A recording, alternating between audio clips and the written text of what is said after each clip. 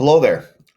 In this video, we're going to start to take a look at how can I factor a trinomial, which we've been doing for a little while, but how can I factor a trinomial when the first term is not just x squared, but maybe 2x squared, 3x squared, things like that.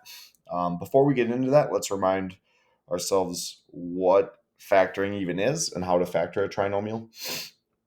Um, Typically, trinomials of this form, where it's x squared, an x term, and then a constant or a number without a variable, like in this case 25, typically that comes from two binomials multiplied together, like x plus 3 and x plus 5, or x minus 4, x minus 2. And our job is to break it down and see if we can figure out, okay, what was the factored form? What two parentheses or what two binomials could I multiply together to get x squared minus 10x plus 25.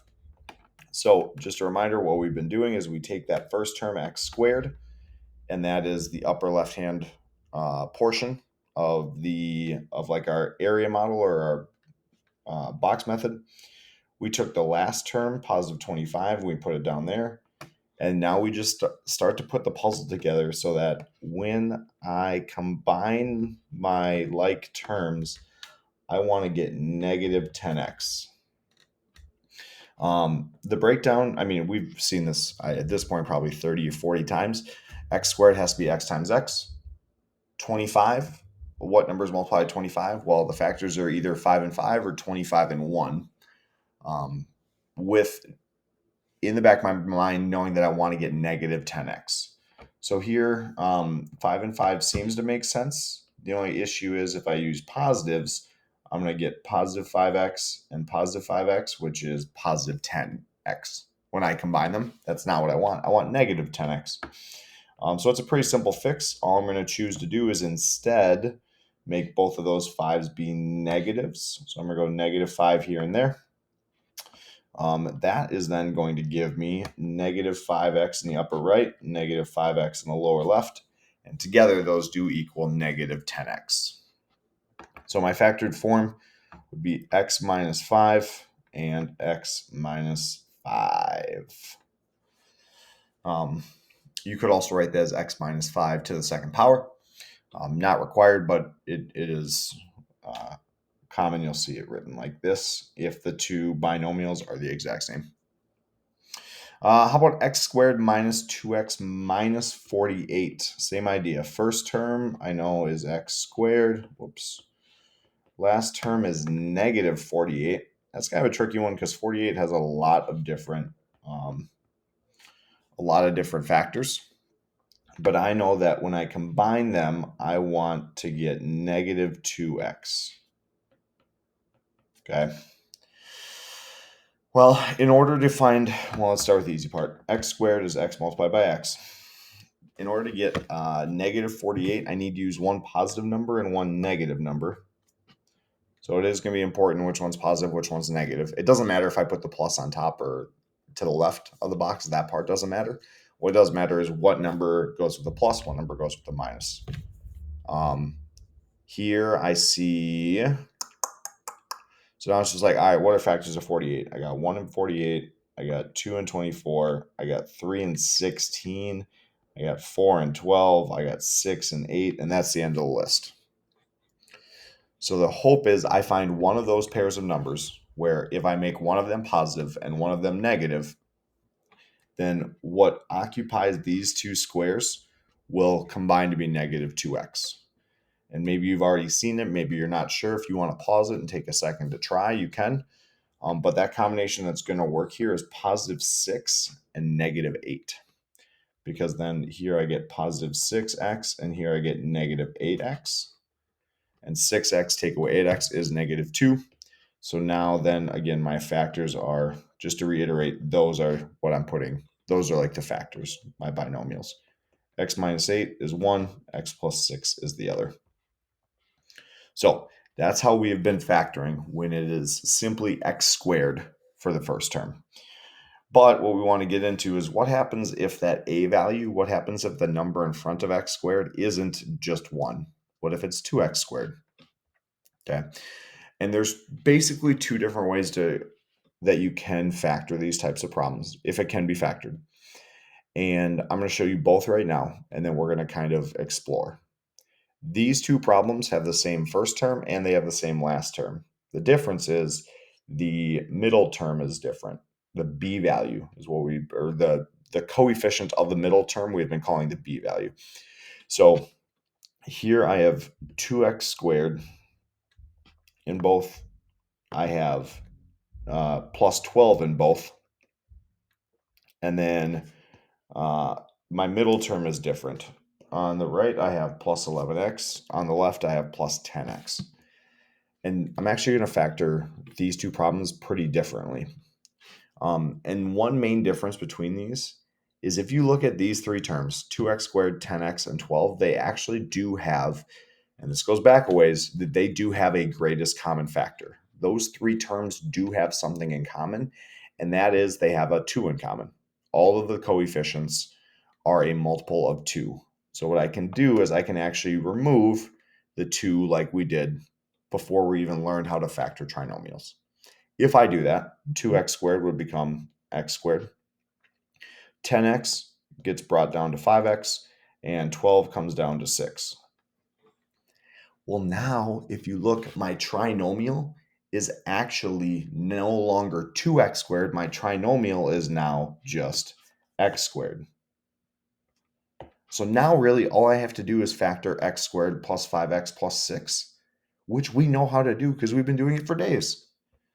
Right? The only thing is like this 2 that was the GCF, I'm just going to put that 2 in front of my factored form. So it is like, it's still part of the problem, but it is no longer really a part of my factoring. So x squared plus 5x plus 6, I'm going to put here and here. I need factors of 6. It's either 3 and 2 or 5 and 1.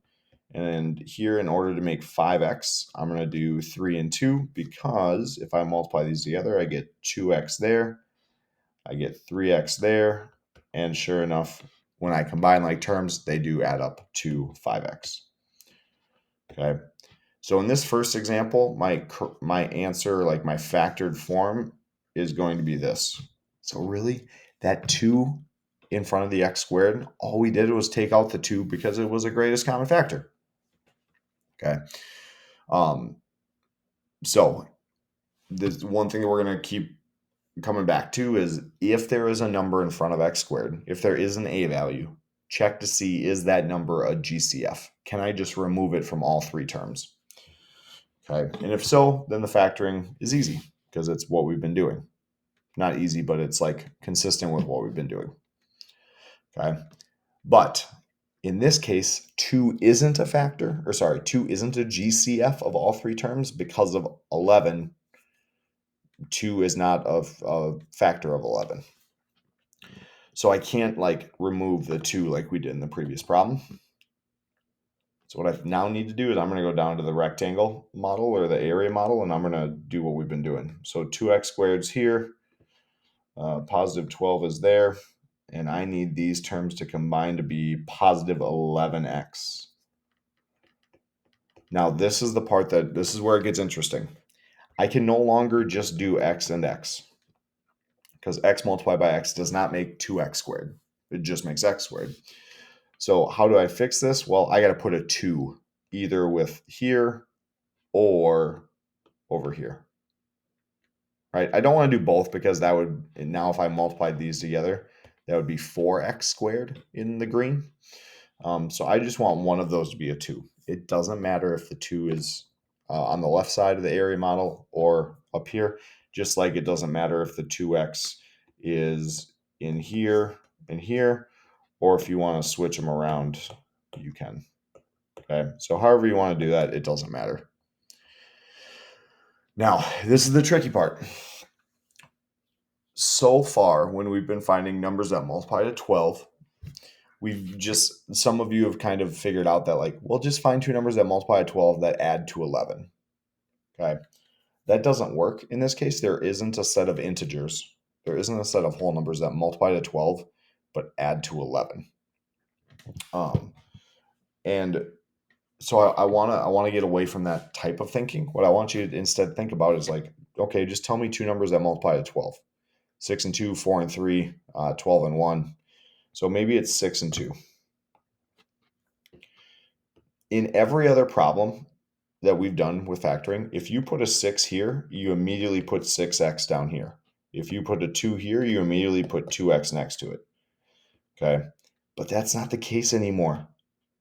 And the reason is whatever number goes up here is not being multiplied by x, it's being multiplied by 2x.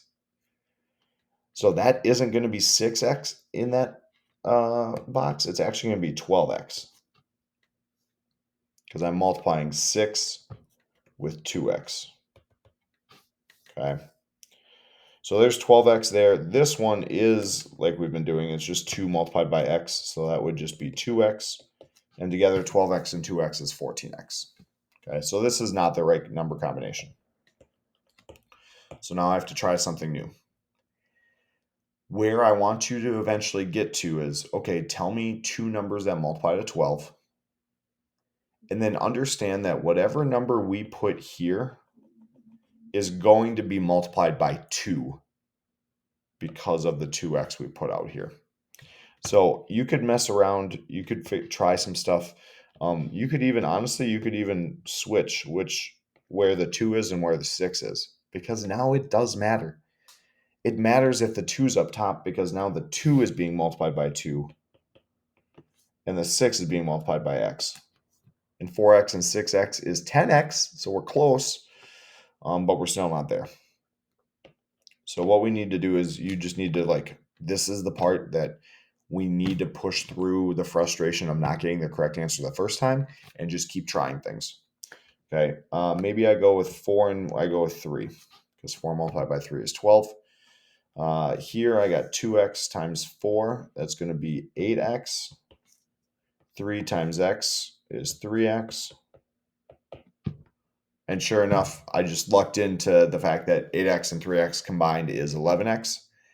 Every part of this checks out. 2x times x, 2x squared. 3 times 4, still 12. And then clearly 8x and 3x work because we just did that calculation. Okay. So here's our factored form. Our factors are going to be x plus 4, as well as on the side here, I have 2x plus 3. Okay. You could put the 2x plus 3 first in the first set of parentheses if you wanted. You could put the x plus 4 after that. That doesn't matter. But what does matter is that it has to be 2x plus 3. It cannot be 2x plus 4 and then x plus 3. It has to be the x is with the plus 4 in the factor and the 2x is with the 3 in the factor. Okay, so that's a lot. And this is what this is basically all the rest of the stuff we have to deal with as far as factoring goes. Okay, there's a couple of weird things that we'll take a look at, but this is what we're essentially down to. Okay, I need to be able to factor a trinomial if there's a number in front of x squared. We are first going to check and see, is it a greatest common factor? Because if so, take it out and we're factoring like we've been doing. If it's not a GCF, we got to start putting the puzzle together.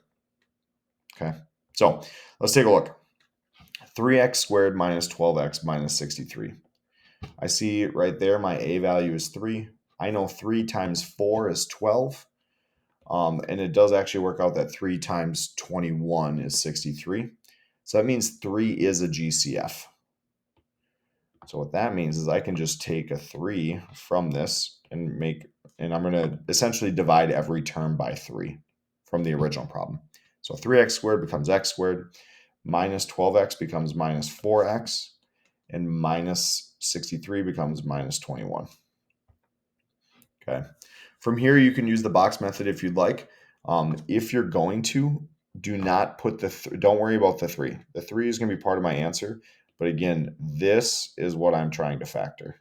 I'm trying to factor x squared minus 4x minus 21. Okay.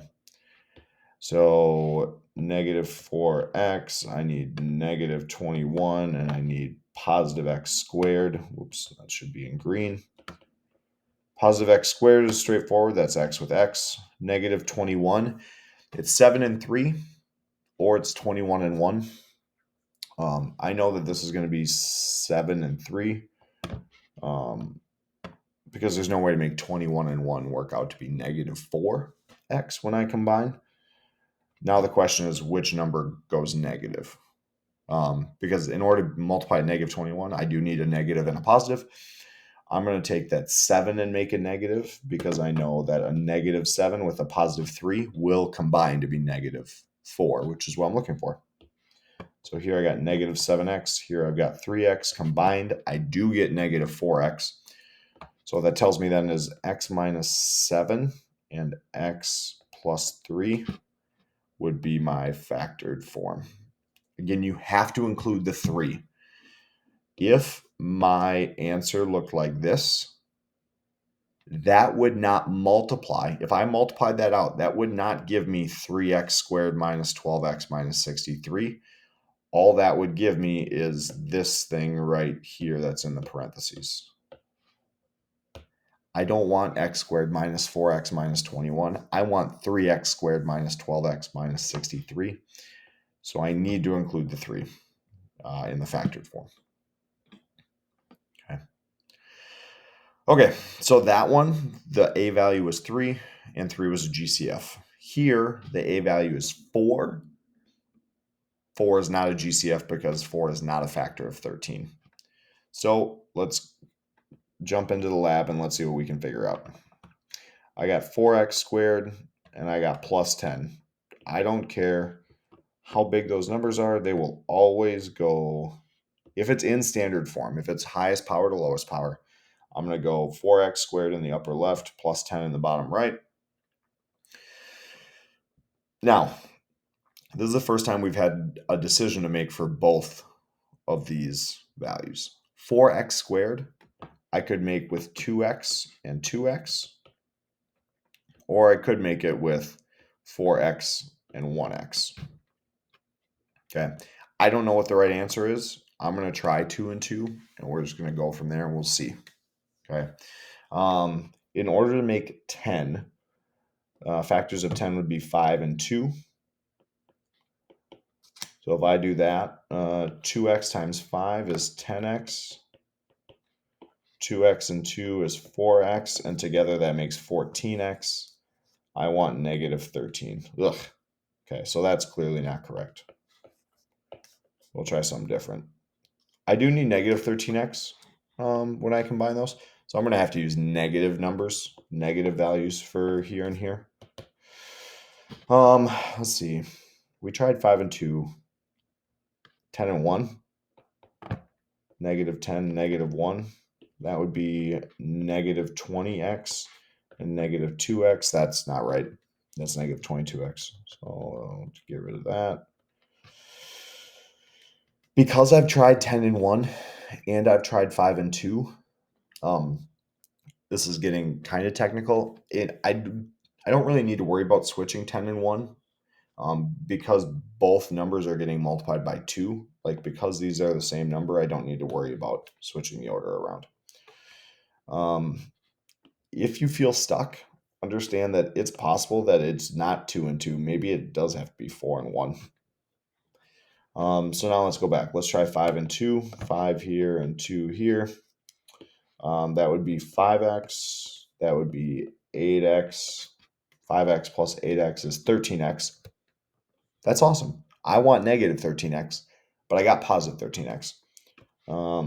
So I can, if I change both my outside numbers, and I already said this, but I forgot. If I change both my outside numbers to be negative, they still multiply to positive 10, right? Negative 5 multiplied by negative 2 is still positive 10. But now what that's going to do is that's going to make both of these values negative. So I'll have negative 5x in the upper right, negative 8x in the lower left, and boom, those two combined do make negative 13x.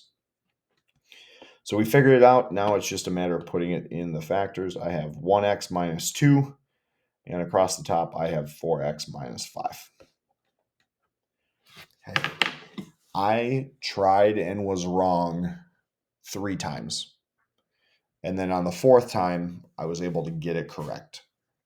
It might take you 4 times. It might take you 5, 6 tries. You might get lucky and nail it on the first one.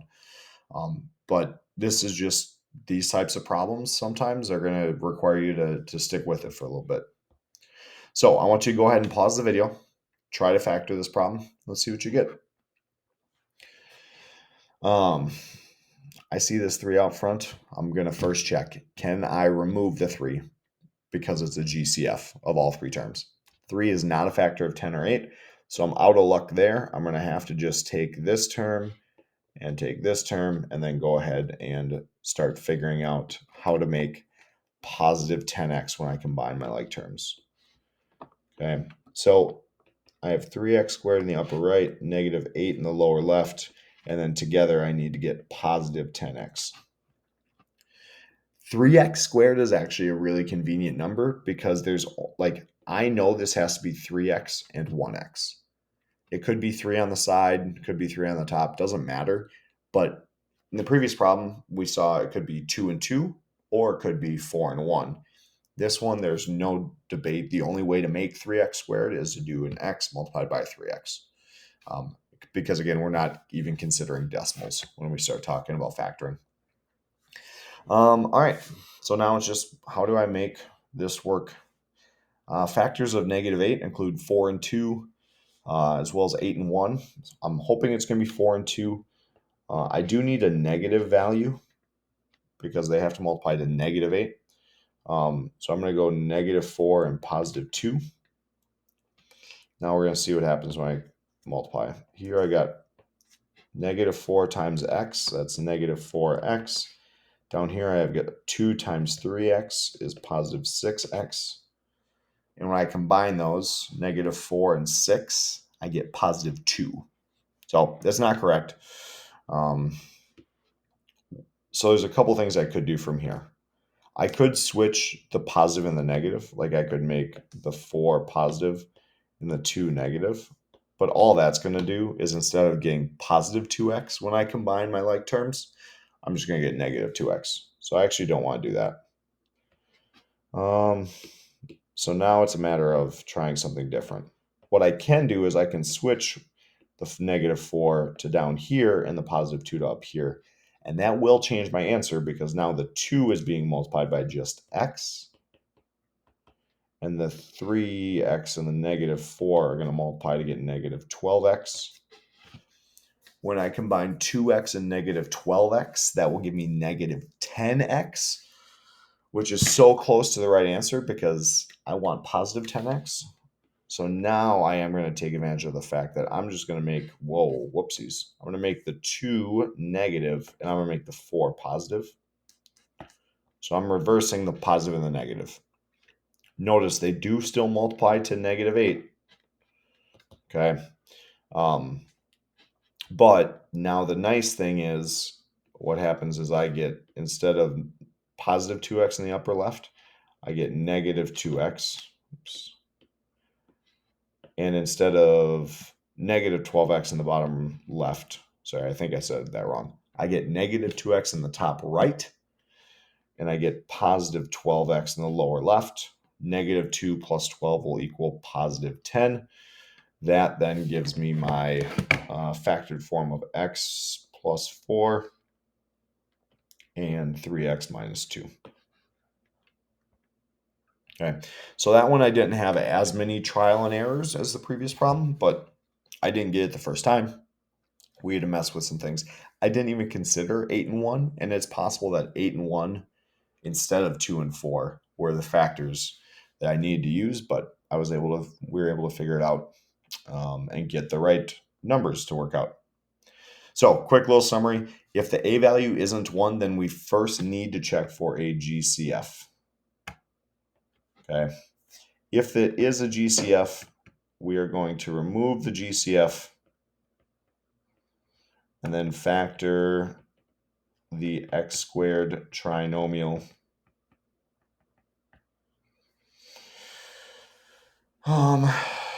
If there's no GCF, we're going to go right into factoring the ax squared trinomial.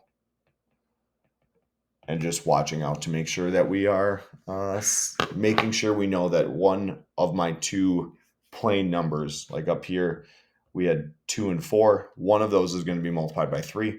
And so we just have to be conscious of what's happening there. And that'll do it for this video.